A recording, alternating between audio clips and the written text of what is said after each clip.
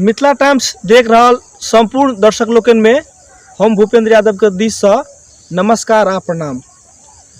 दर्शक लोकन एखन हम सप्तरी जिला सदर मकाम राजविहार नगरपालिका वार्ड नंबर 1 शिवथान टोल आ राजविहार नगरपालिका वार्ड नंबर 10 बिरोल टोल के बीच आ खारो नदी के किनार में रहल एकटा छोटका ताल जका लगे वाला मुदा ताल नहीं छी, ओहि स्थान पर छी जे 3-4 वर्ष पहले से ही एक ताल जका बनल जा रहा है।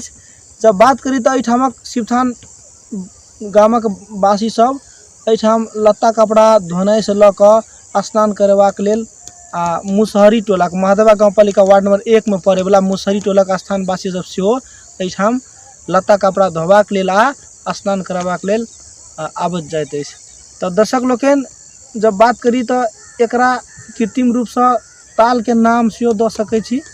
तो दर्शक लोकन एखन अपने सब ताल जका लगा वाला खारा नदी के किनार में रहल स्थानक किछ दृश्य सब देखी।